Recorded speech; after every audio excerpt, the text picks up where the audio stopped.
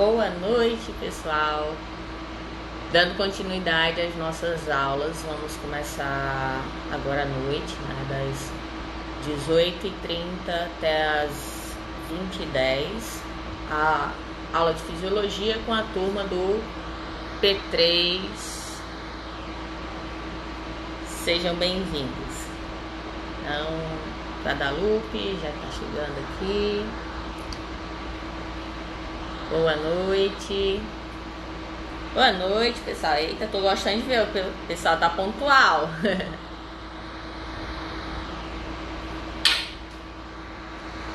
Então, boa noite, gente. Sejam bem-vindos a mais uma live, né? Mais uma aula aqui sobre a disciplina de Fisiologia para a turma de Radiologia do P3. Boa noite. Nayana, seja bem-vinda, egressa de Radiologia. Seja bem-vinda, Nayana. Então, gente, vou dar uns minutinhos aqui enquanto o pessoal vai entrando, tá? Pra gente não começar e o pessoal perder o início.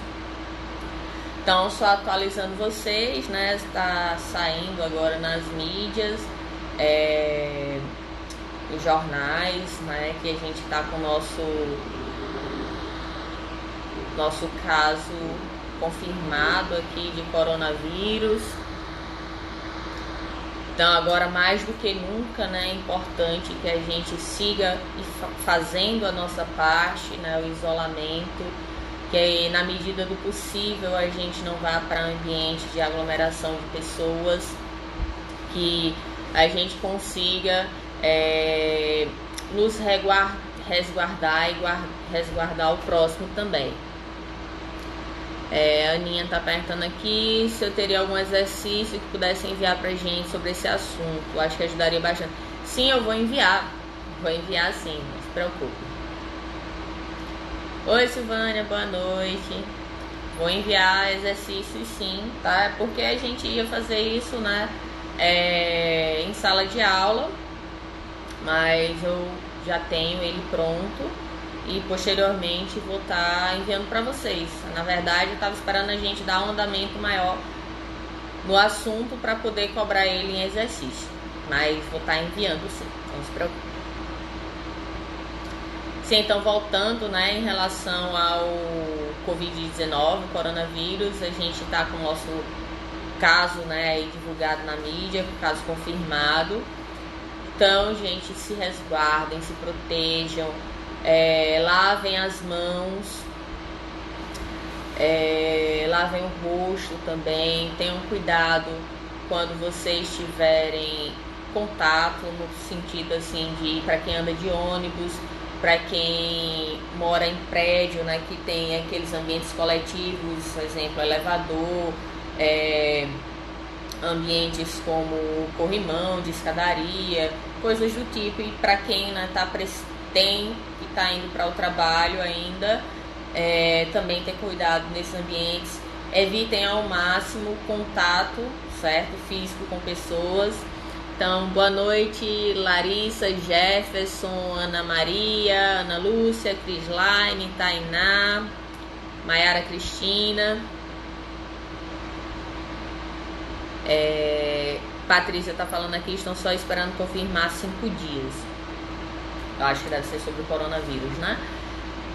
Então, gente, a gente precisa trabalhar com a prevenção, porque quando se tem a confirmação, se aquela pessoa está contaminada, ela tem outras pessoas de seu convívio que podem estar contaminadas também, né? Objetos aos quais ela tocou, né? Se ela espirrou, tocou em algum ambiente, então aquele ambiente vai estar contaminado e outras pessoas podem ter se contaminado também. Então, até eles desenvolverem os sintomas, vão ser em torno de 14, 15 dias.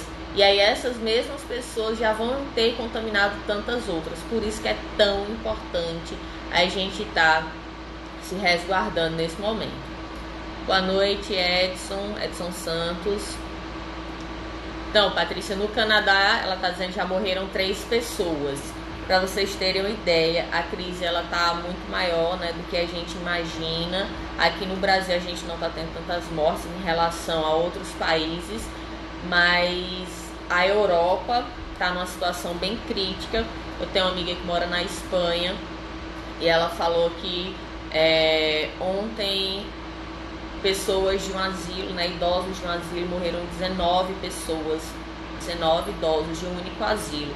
Então, quem tem pais, avós, conhecidos ou que faça trabalho voluntário, se resguardem agora. Na verdade, resguardem a saúde desses idosos, tá? Não indo até esses ambientes. Se vocês quiserem fazer doações, ajudar com alguma coisa, deixem na recepção, falem com os responsáveis para não expor, tá, essas pessoas ao vírus, porque a gente sabe que eles são um grupo de risco.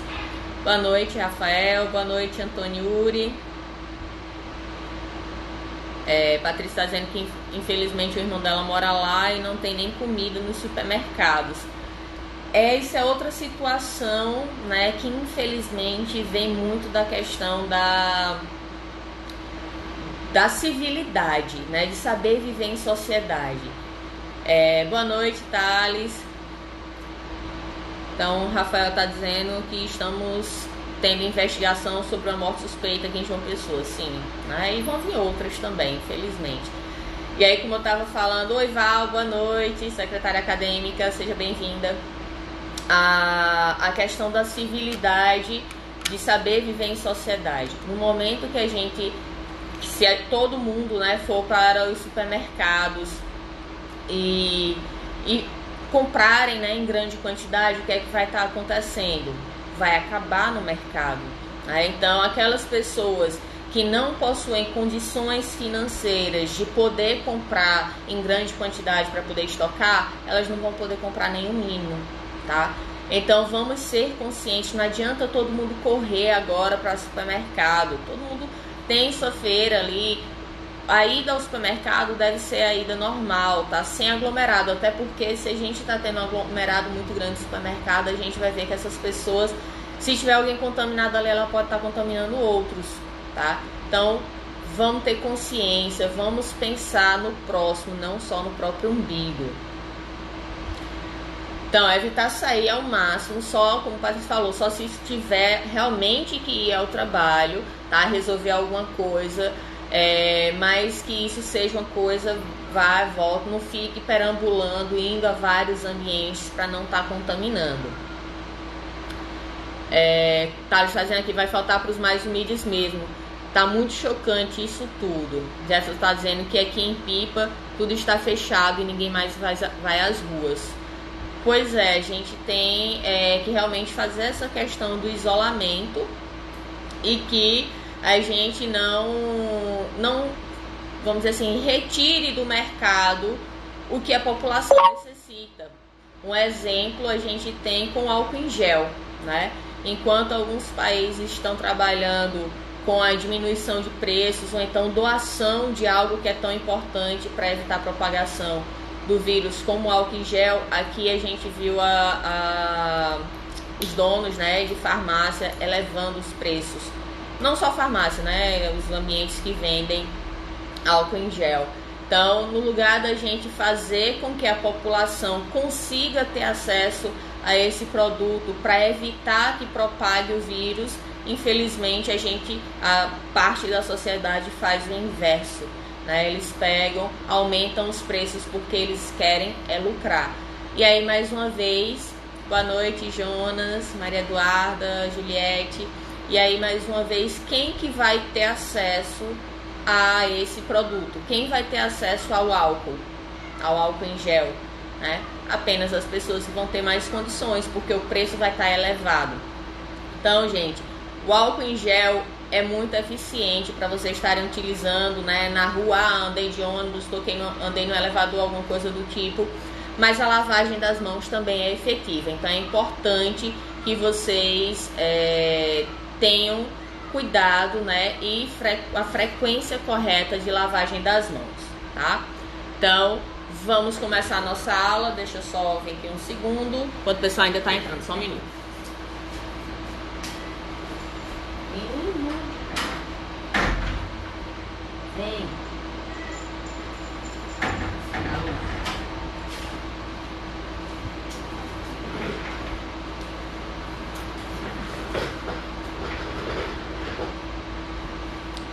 Então, gente, vamos começar, tá? Andréa Luna, boa noite. Laninha, Gerlúcia, Rufino, sejam todos bem-vindos. Vamos começar nossa aula. Então, a gente vai dar continuidade ao conteúdo de ontem, né? Que a gente estava falando sobre o sistema respiratório. Deixa eu só ler aqui o que o Jonas está comentando. Professora, vi uma forma errônea que está ensinando a fazer álcool em gel, com álcool líquido e gel de cabelo. Gente, infelizmente a gente vai ter todo tipo de gente agora querendo inventar coisa e ganhar em cima dessa situação pandêmica, né? E que é necessária atenção. Cabe a nós fazermos, né, a nossa parte. Quem tem o conhecimento, orientar a forma correta de lavagem das mãos, a utilização do álcool em gel e evitar fake news, tá? Então, Jonas, eu acabei de comentar. Tá? Então, estão dizendo aqui que viram isso no Instagram, né, e o álcool por R$30 na farmácia. Infelizmente, o pessoal, como eu disse, está querendo ganhar em cima. A gente não faz isso. Brasileiro é muito solidário, para não dizer o contrário, né? Infelizmente, a gente teve o exemplo da catástrofe que aconteceu em Mariana, tá? Mas eu não vou entrar muito nesses detalhes. Próxima aula aqui de 8h20 eu vou falar sobre educação ambiental, tá? Então a gente vai estar falando aí sobre algumas catástrofes que ocorreram, aí algumas situações do meio ambiente, a gente pode estar falando um pouquinho mais sobre isso, tá bom? Então vamos para a nossa aula de hoje. Então, a gente parou no slide 44, tá? Quem tá com o material aí, certo? Segue a imagem. Deixa eu virar aqui um pouquinho. Pronto. Então, a gente estava fazendo, né, ontem a comparação entre o pulmão de uma pessoa que é fumante, né, e o pulmão de uma pessoa saudável. A comparação ali do quanto que o tecido pulmonar, né, ele vai ficar afetado e vai ficar prejudicado devido a essa exposição prolongada a todos os produtos, né, os 4.000 produtos que o cigarro ele compõe, ele, né, tem em sua composição, tá? E aí um questionamento que foi feito ontem, né, que a gente debateu um pouco, só um segundo.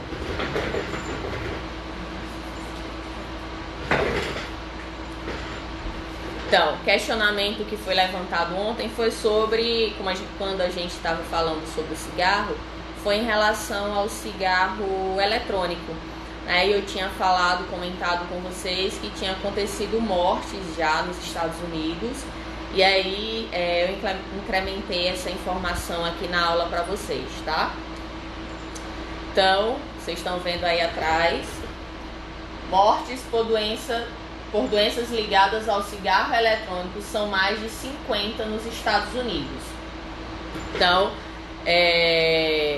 aqui no Brasil, por lei, né, é proibido, como eu tinha citado. Boa noite, Levi. Seja bem-vindo. Então, nosso egresso aí de enfermagem que estava na África voltou há pouco, né, aqui para o Brasil. Seja bem-vindo. Lógico que pode assistir sim, Levi. Estou falando sobre fisiologia e a gente está no sistema respiratório, finalizando o sistema respiratório, tá bom? Seja bem-vindo, pode acompanhar e pode perguntar e complementar também a aula, tá bom?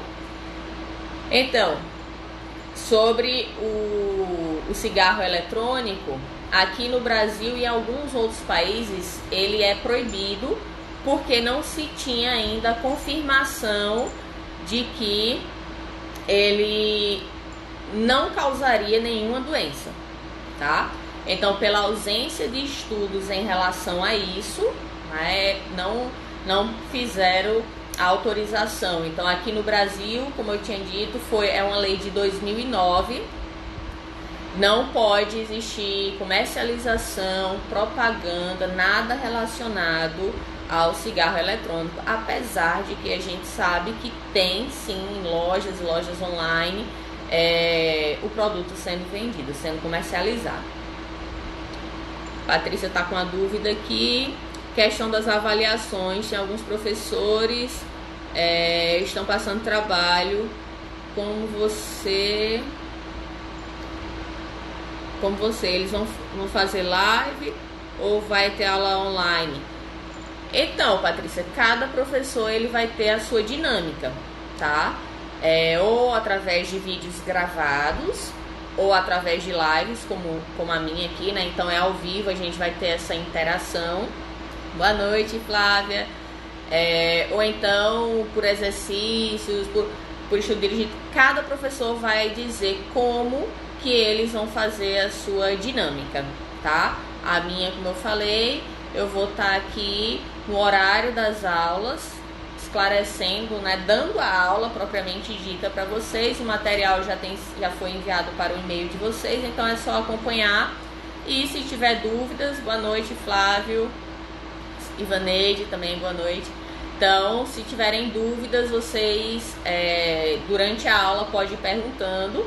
E também aqueles que porventura não tiverem acesso no momento da aula, a live ela fica disponível por 24 horas, então vocês vão poder ainda ou assistir de novo, né, quem quiser, ficou com dúvida em algum ponto, ou então quem não assistiu, assistir em outro horário, certo? Não vai ter problema, o que importa é que vocês tenham o conteúdo, tá? A minha forma vai ser essa, e aí cada professor, como eu falei, vai ter a sua dinâmica, tá bom? Então, né, sobre a matéria aqui, essa matéria ela foi de dezembro de 2019, então ela é bem recente, né? Então, essas mortes, elas ocorreram, deixa eu afastar aqui para vocês verem a notícia. As mortes ocorreram no país, que também registraram 2.400 casos de hospitalização, de acordo com os Centros para o Controle e Prevenção de Doenças, o CDC. O surto começou em março de 2019 e parece estar ligado a um dos componentes inalados. Então, o cigarro eletrônico, ele tem um funcionamento, né, diferente do que a gente tem no cigarro normal.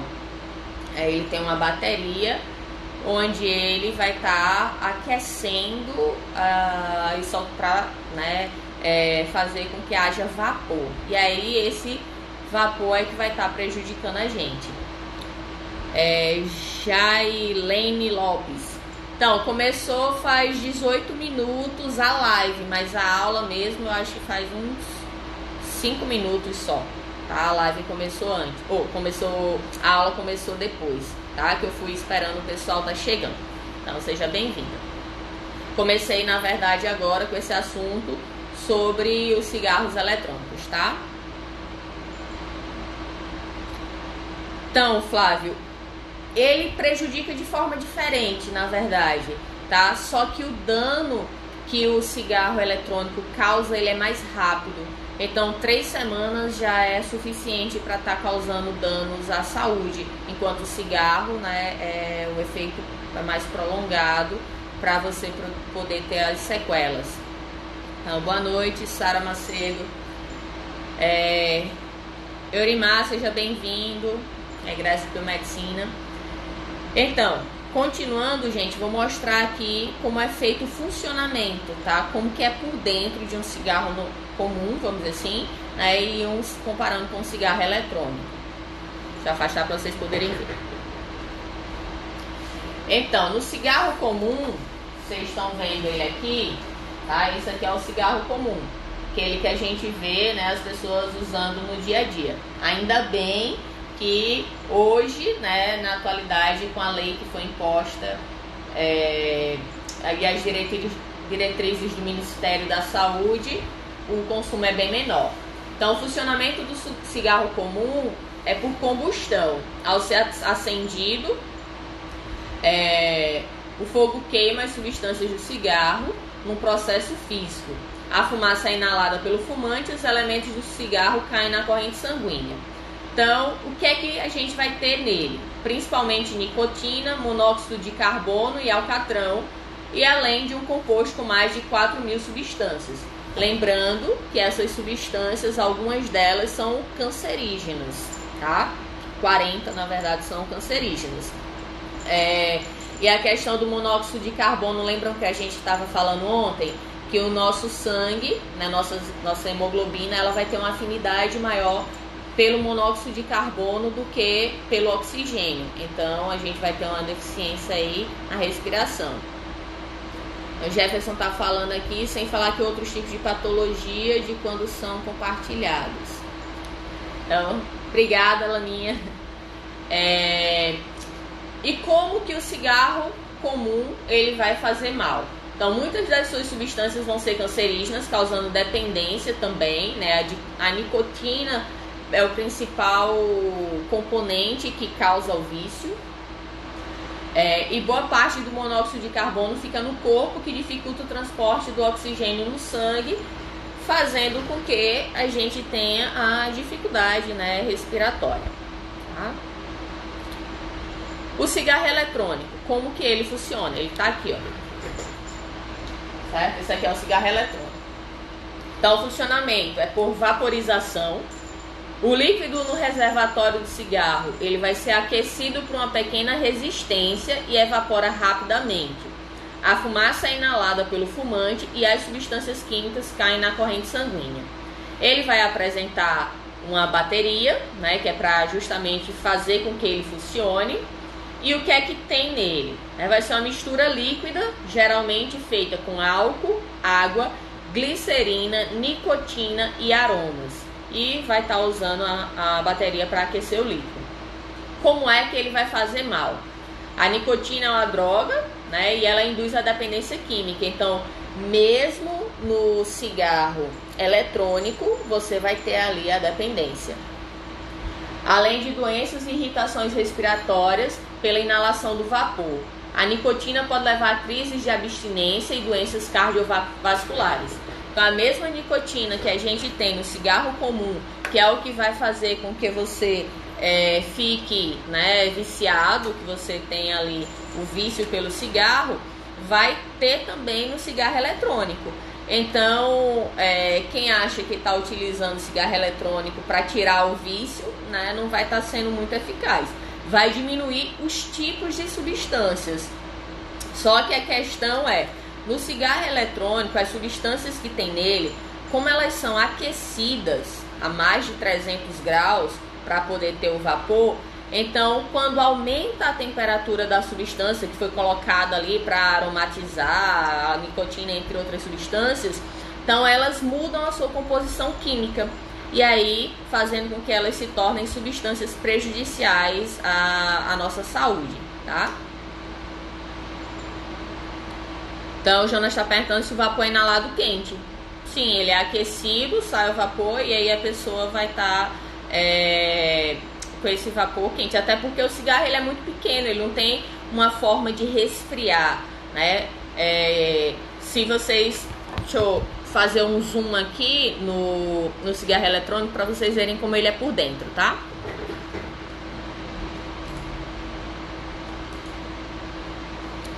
Tá melhor de vocês verem assim? Então aqui, ó, a gente tem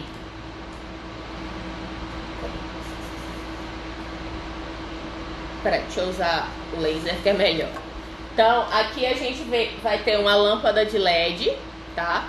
Essa lâmpada é quando a pessoa tá fumando, né? Puxando o ar, então ela acende como se fosse para simular que você estaria com a bituca de cigarro ali fumando, né? Quando você puxa o ar, ela não fica mais vermelha. A bateria para que ele possa fazer o aquecimento. Aqui a gente vai ter um microprocessador e um sensor. E aqui é onde a gente coloca o líquido para aromatizar. E onde vai ter a nicotina, onde vai ter as substâncias químicas, certo? Então, esse vai ser o funcionamento. Então observem que ele é do tamanho de um cigarro comum. Hoje em dia tem uns até que parecem um pendrive, tá? Para o pessoal não associar muito ao cigarro comum, como se fosse, né, algo benéfico, tá? E aí ele é muito curtinho, então no que ele aqueceu e você inalou, ele vai estar inalando quente, tá, Jonas? Respondendo a sua pergunta. E aí isso vai estar prejudicando, né, além da questão do calor, mas principalmente pela alteração da composição química das substâncias que tem nele, e aí vai fazer com que eles sejam prejudiciais.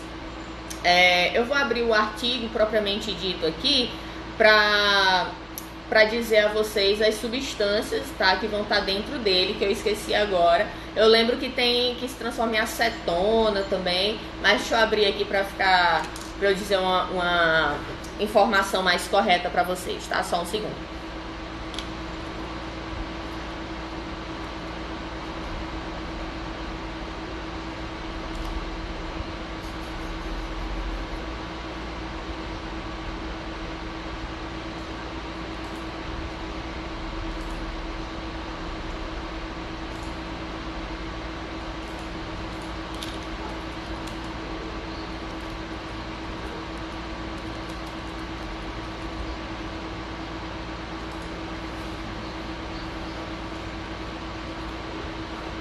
Então, deixa eu ler aqui a matéria para vocês, tá?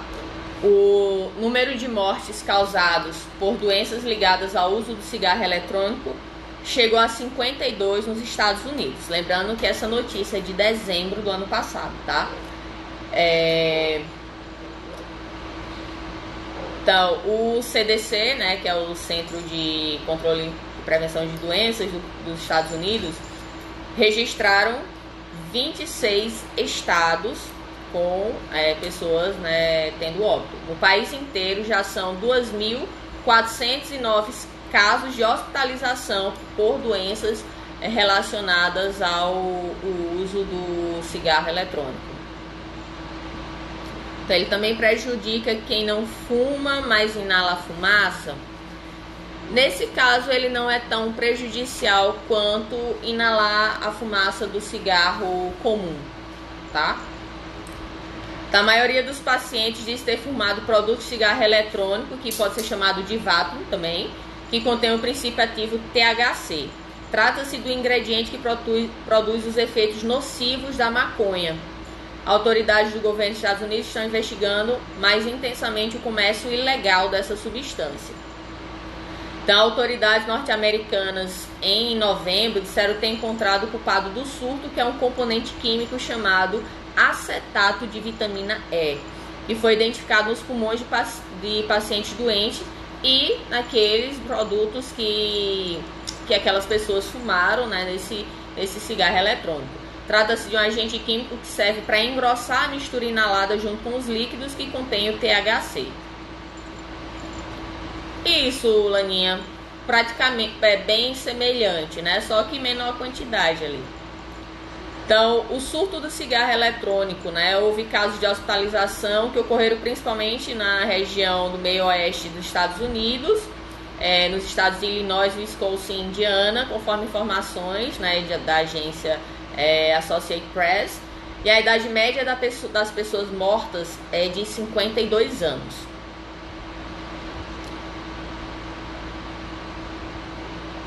Então, a Laninha está dizendo aqui, né, que a questão é igual ao narguilé, que já existe há um tempão. Sim, o narguilé, né, ele é proibido porque ele tem o uso de drogas dentro dele.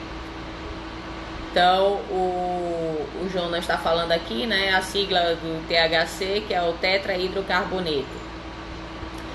Então, no entanto, né, que levantou o alerta para os americanos, né, os norte-americanos, é que a maioria das pessoas que sofrem com problemas do pulmão é de pacientes mais jovens, sendo metade deles adolescentes ou pessoas com pouco mais de 20 anos.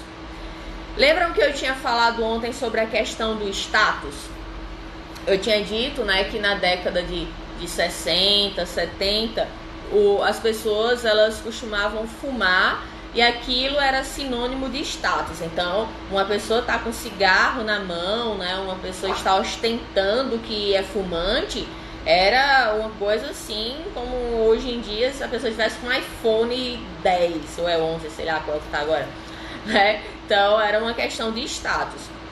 E hoje em dia, principalmente, como eu falei, pelo formato dele, tem uns que tem um formato de pendrive, né? Então muda um pouquinho do formato do cigarro comum. Então, para os jovens, eles, adolescentes e ali na faixa de 20 anos, eles colocam isso como sendo uma coisa legal de você querer aparecer. Então, o início do surto de doenças ligadas ao consumo de cigarro eletrônico parece ter começado em março do ano passado. A maioria dos casos ocorreu em agosto, de agosto a setembro, mas novos casos continuam sendo registrados lá. Em dezembro, né, 118 casos foram registrados de acordo com o CDC. Alguns dos novos casos registrados ocorreu há mais de um mês, mas só foram registrados recentemente. No caso, né, ocorreu em novembro e foram registrados em dezembro. Porém, 43% dos casos da última, né, dos dados registrados, foram de pessoas hospitalizadas a partir de 17 de novembro. Então, vejam que as pessoas que são fumantes de cigarro comum, elas levam um certo tempo a ter os prejuízos, né, advindos ali do uso constante e prolongado das substâncias químicas do cigarro comum. Já no cigarro eletrônico, não. Como eu falei, algumas semanas de uso já podem ser suficiente para a pessoa ter algum prejuízo à saúde. Deixa eu ver se tem mais alguma coisa aqui. Deixa eu ver que tinha um outro artigo que tinha substância.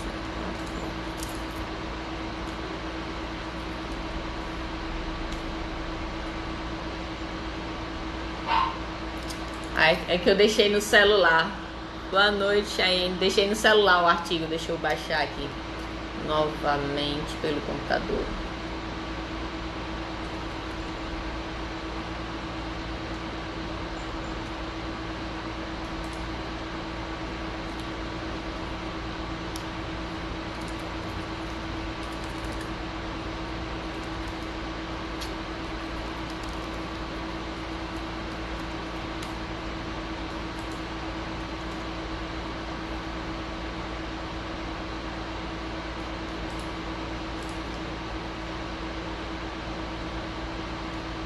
Pronto, achei aqui o artigo, tá, gente?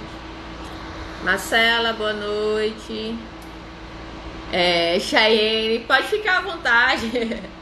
Pode assistir a aula, a não ser que você esteja, né, no horário de uma outra aula. Mas se não, pode assistir. A gente tá falando sobre a aula de fisiologia, sobre o sistema respiratório. Ah, sim, a sua é matemática. Realmente não é aqui, não.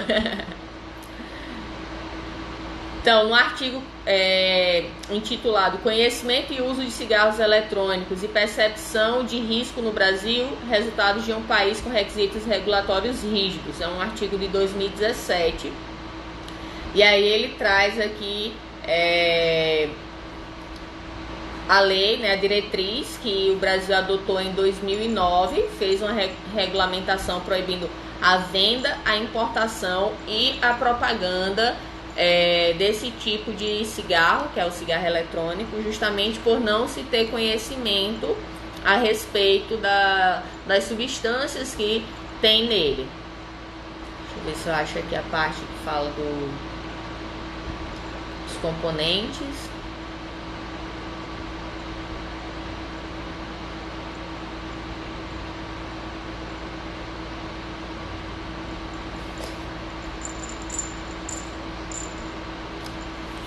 Se eu encontro, eu li hoje, só que eu separei no celular. Era para ter colocado no computador, acabei esquecendo.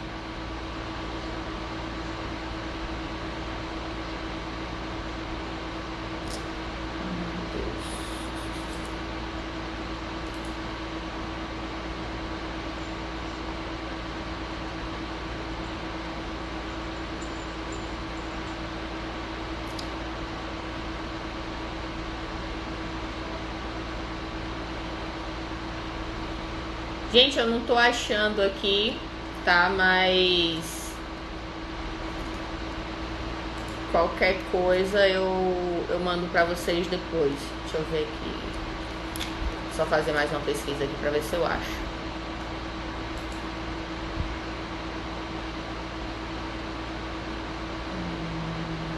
Ah, eu acho que achei. Aqui. Então, a Anvisa... Então, o Jonas está dizendo aqui que todo parabéns pela iniciativa das aulas, são sempre muito show. Obrigada, Jonas. Obrigada. Então, segundo a Anvisa, né, Agência Nacional de Vigilância Sanitária, ainda não existe pesquisas conclusivas que comprovem esta função e nem a segurança na utilização dos cigarros eletrônicos, né? A função, na verdade, de para quem para quem quer parar, né, de fumar, substituir um cigarro pelo outro.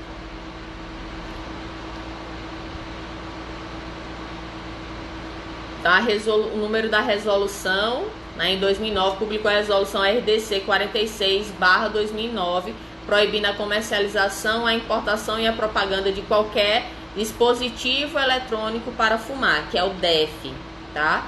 Que justamente são os cigarros eletrônicos. Só que a gente, né, como eu falei, a gente vê aí em vários locais ainda sendo comercializado tranquilamente. Ah, achei aqui a parte. Então, caracterizado, né, como um dispositivo eletrônico para fumar, é um aparelho alimentado por bateria de lítio recarregável. No geral, ele conta com uma ponteira que funciona como piteira e na parte interna um tanque onde é inserido o líquido, e aí você pode estar escolhendo, né, a aromatização que você quer.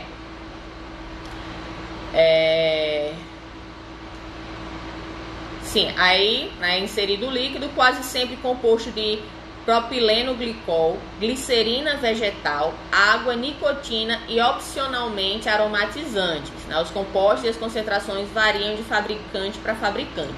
Como não existe uma legislação específica para comercialização desse cigarro, então cada fabricante vai usar o seu composto, vai usar as concentrações que ele quer. Diferente do cigarro tradicional, ele não queima o tabaco, tá? O ato que produz milhares de substâncias tóxicas, como o monóxido de carbono, que é o fator de risco para um infarto, e os alcaloides do alcatrão, que são agentes cancerígenos. Então, Flávia está concordando aí com o Jonas, fico muito feliz, e mais feliz ainda por vocês estarem participando, né? Mesmo não sendo a aula de vocês nesse momento, mas que vocês buscam conhecimento, e como eu sempre falo, conhecimento nunca é demais. Vocês não perdem nada em estar assistindo essas aulas, e fico feliz que estão gostando. Então, diferente do cigarro tradicional, ele não queima o tabaco, né, que vai liberar substâncias tóxicas, monóxido de carbono. Neles, os aditivos eles são aquecidos, saem em forma de vapor e são aspirados pelo usuário. Então, uma pesquisadora da Faculdade de Medicina da Universidade de São Paulo, estima-se que a temperatura de vaporização possa atingir 350 graus. Então, gente, imagine só vocês inalando, né, um vapor a essa temperatura. Não sei se vocês já tiveram a oportunidade de ficar próximo, vamos supor, a uma chaleira fervendo, né, ou uma panela fervendo ali, você chegar próximo, aquele gás, aquele vapor quente que sobe, já é incômodo, né? Imagine você inalando isso aí. Então, isso é autossuficiente para induzir reações químicas e mudanças físicas dos compostos, formando outras substâncias potencialmente tóxicas, como formaldeído, que é o formol, acetaldeído, a cloreína e a acetona. Então, a médica Estela Regina Martins, ela é especialista em dependência química e fez um livro intitulado Cigarro Eletrônico, o que sabemos? E aí nesse livro ela traz essas informações. Então, é tão nocivo quanto, né, o cigarro comum. Então, em teoria, o produto contém menos ingredientes do que o cigarro tradicional, porém, isso não significa que ele seja uma vantagem, né, e que ele não cause problemas à saúde. Então, deixa eu só ver se tem mais alguma coisa aqui.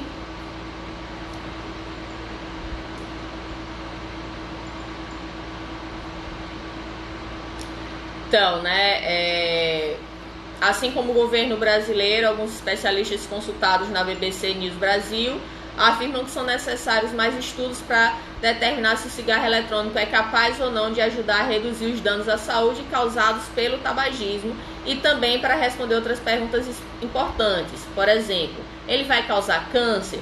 Ele é uma porta de entrada para o uso de tabaco, que se eu iniciar fumando o cigarro eletrônico, depois eu vou tender a ir para o cigarro comum, faz menos mal do que o cigarro comburente, né, o cigarro que a gente do uso comum, que as pessoas conhecem. Então, a médica falou que o que podemos garantir é que este produto não é desprovido de malefícios, então ele causa sim danos. Mesmo não queimando tabaco, ele tem substâncias nocivas. Ainda não temos como saber quais as consequências de longo prazo. E, infelizmente, teremos que esperar de 20 a 30 anos para isso. Então, é importante que a população tenha conhecimento disso, porque às vezes vai por modinha, vai por incentivo de outras pessoas e acaba, né, se prejudicando. Então, o produto, como a gente falou antes, ele tem um grande apelo para os jovens, né, principalmente adolescentes, e isso vai causar, né, daqui a 20, 30 anos, a gente vai ver os resultados dos malefícios disso. Então, é necessário que se tenha conhecimento e que se evite esse uso o mais precoce possível. Então, em relação ao cigarro comum, só a nível de conhecimento para vocês, o Brasil é o 8º país no mundo com mais fumantes, tá? Então, vejam o quanto que a gente tem, né, de pessoas que são usuárias do cigarro, né? Muitas até querem parar, tentam parar, mas outras não, outras realmente fumam porque gostam e não conseguem e não querem de jeito nenhum se livrar deste vício, certo?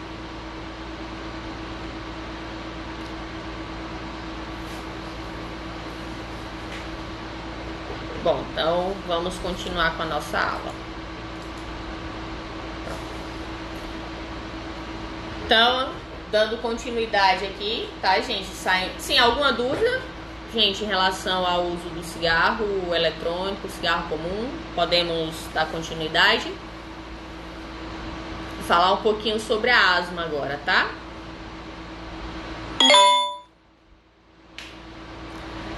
Então, a asma, né, a gente vai ter aí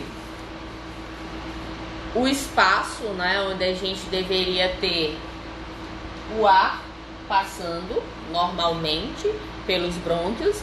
Então a gente vai ter o que? Essa via aérea, ela vai ter uma, como que eu chamo? A sua espessura, ela vai ser maior, tá? E aí, à medida que a gente, deixa eu mostrar aqui na figura que fica melhor para vocês entenderem. Então, aqui uma via aérea normal, tá? Onde a gente tem o fluxo de ar passando corretamente.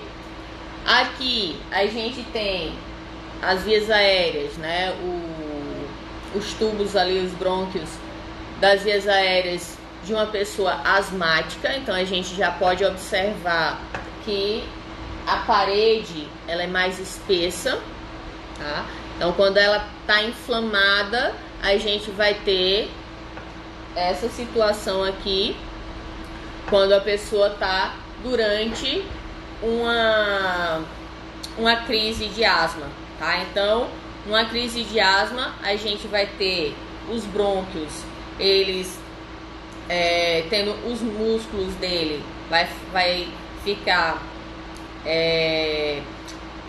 mais inchados, vamos dizer assim, fazendo com que diminua a passagem de ar dentro desse tubo, que seria os brônquios, né? Fazendo com que a gente tenha uma deficiência respiratória. Então, quem tem asma, exemplo eu tenho, quando a gente está em crise de asma, é muito ruim, porque por mais que a gente tente puxar o ar não vem de jeito nenhum, tá? Então, já está dizendo que a sensação é muito ruim, é péssima. E uma coisa que eu acho interessante, não sei se acontece com mais alguém que tem asma, mas, por exemplo, como eu falei, eu sou asmática. Então, se eu vejo, né, se eu tô ao lado de uma pessoa que tá em crise de asma, automaticamente eu já começo a ficar ofegante, a ter crise também, né? Então, o psicológico da gente também atua nisso aí. Então, Ana Lúcia tá dizendo, então, a pessoa asmática que já nasce com essa parede mais espessa, então, a pessoa asmática, ela já vai ter essa deficiência, tá? Muitas vezes as crises de asma elas são mais intensas quando a pessoa é mais jovem, mais criança, tá? Nos primeiros anos de vida. No meu caso foi assim, ainda bem. Então eu acho que até minha pré-adolescência ali, mas principalmente quando eu era criança, eu tinha crises de asmas horríveis. Gente, vocês não têm ideia assim de você querer falar uma palavra e você não conseguir, porque você simplesmente não consegue respirar, tá? Então é uma coisa muito, muito, muito desgastante. Você já fica cansado, né? Por não estar entrando o oxigênio suficiente. E fora que a gente faz força, né? Para ver se o ar entra. Então você fica mais cansado ainda. Então é muito desgastante quando a pessoa está em crise de asma, certo? Boa noite, Arthur. Então, como eu falei, para quem tem, sabe bem o que eu tô falando. Às vezes é difícil, né, da gente perceber como seria essa sensação quando a gente não passou por isso. Mas quem tem asma ou já viu algum asmático em crise, é muito, muito ruim. Tá? E o pior ainda é quando você vê uma pessoa em crise e não pode fazer nada. Né? Não tem como você colocar ar ali naquela pessoa, né? Dependendo da situação, aí levar para um posto de saúde para receber oxigênio, tá?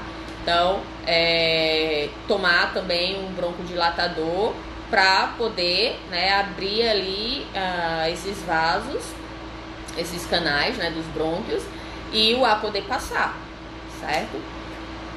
Então,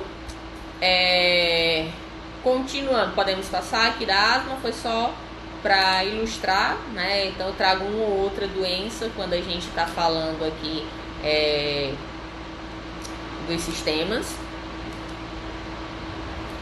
Samantha, bronquite não é a mesma coisa que asma, mas pode funcionar como, tá? Asma é uma condição da pessoa. A pessoa já tem, né? E pode entrar em crise de acordo com alguns momentos da vida, alguma exposição, alguma coisa. Já a bronquite, não. A bronquite é uma inflamação dos brônquios que pode ser originada por mais de um motivo. Ana Lúcia está perguntando se existe asma adquirida em decorrência de alguma inflamação. A pessoa não era e ficou asmática. Ana, para você, vou colocar um exemplo prático, tá? Como eu falei, eu, né, desde pequena eu era asmática, sou, né, asmática, mas graças a Deus nunca mais entrei em crise há muito tempo. E minha irmã nunca teve asma. Só que quando a gente ficou adulta, ela teve asma. Eu nunca precisei usar aquelas bombinhas, tá? Eu sou asmática, eu tinha crises horríveis, mas eu nunca usei bombinha. E minha irmã nunca teve asma. E quando adulta, ela desenvolveu, certo? A asma e precisou ficar usando por um tempo a bombinha ali para poder broncodilatar e poder respirar, certo?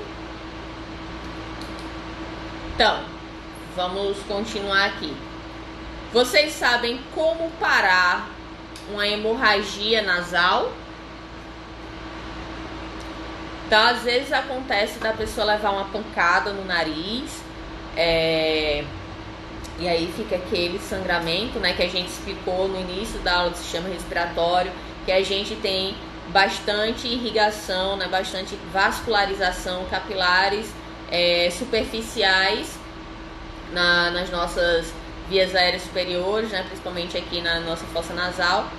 Então, uma pancada aí vai fazer com que a gente tenha um sangramento, tá? Dependendo da intensidade da pancada. Às vezes até por você assoar, né, com muita força o nariz, você pode causar um rompimento de um capilar. Outra coisa também que pode fazer com que a gente tenha um sangramento nasal é se você está num ambiente muito seco, também vai permitir isso. Então, no caso do ambiente muito seco, a gente vai ter qual a situação? Lembram que eu falei na primeira aula de sistema respiratório que a gente vai ter nas fossas nasais, né? A gente vai umidificar o ar. Lembram disso? Meus anéis estão lá no quarto. Como eu tô em casa aí, nem coloquei. Então, Ana Lúcia, a questão é mais a umidade do que propriamente dito a temperatura. Porque tanto a temperatura estando muito fria quanto ela estando muito quente, se o ambiente estiver úmido, a chance de sangramento é menor. Agora, se o ambiente estiver seco, então a gente vai ressecar as fossas nasais e aí vai fazer com que a gente tenha o rompimento desses capilares. Então, Samantha está dizendo que tem que fazer pressão no nariz para acabar com a hemorragia nasal. Então, vamos ver o passo a passo? Então, uma das coisas que tem que fazer é justamente essa pressão. Para que a pressão? Para que a gente faça com que as plaquetas, elevar a cabeça não, Flávia. Segura aí, não é elevar a cabeça, tá? Vou explicar já já. Então, a gente vai ter... esqueci agora, deixa eu ver aqui. Sim, a pressão no nariz. Então, fazer a pressão em qualquer corte, né? Quando a gente, vamos supor que eu tivesse um corte aqui na mão, o que é que eu faço? Faço uma pressão para parar o sangramento. Por que vai parar o sangramento? Porque eu vou estar impedindo do sangue sair. E aí a gente vai ter as fibrinas e as plaquetas formando uma rede, tá? Que vai segurar, essas fibrinas vão fazer uma rede que vão segurar as plaquetas ali, formando o coágulo. Então, quando formar o coágulo, o sangue não vai mais extravasar. Por isso que quando a gente tem um sangramento, né, que parou e formou lá a casquinha, a gente não deve arrancar isso. Porque se a gente arrancar essa casquinha, a gente está tirando a proteção. E aí vai sangrar de novo e formar uma nova casquinha ali, um novo tecido para que ele possa se regenerar, né, até fechar completamente aquela ferida. Então, como parar uma hemorragia nasal? Desculpa aí, gente. Eu bati aqui na mesa. Então, se a pessoa tiver a sangrar pelo nariz, deve começar por experimentar as seguintes medidas de primeiros socorros. Sentar-se direito, de forma que a cabeça fique acima do nível do coração, e inclinar-se ligeiramente para frente e respirar pela boca. Então, a Flávia tinha dito, né, de elevar a cabeça. Então, eu falei que não é o procedimento correto, tá bom? Por quê? Vamos usar, né, o que é que vai acontecer se a gente elevar a cabeça. Então, se eu tô sangrando, tá? Boa noite, Brenda, seja bem-vinda, aluna de radiologia do P6. Se eu tô sangrando pelo nariz, lembrem-se que a gente vai ter o quê? A fossa nasal, né? Logo em seguida a gente tem o quê? A gente vai ter a faringe. Inicialmente, nasofaringe, orofaringe e laringofaringe. Então é um canal único, tá? Então, se eu vou levantar minha cabeça, o sangramento vai para onde? Hein, gente? Se eu levantar minha cabeça, o sangue que deveria estar escorrendo, né, ele vai para onde quando eu levanto a minha cabeça?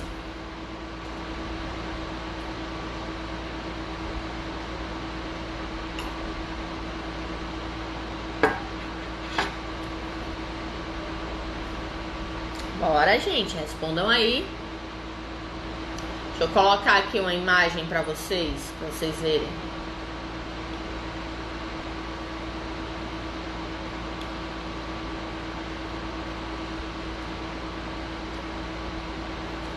Vou colocar aqui uma figura da anatomia, tá? Pronto.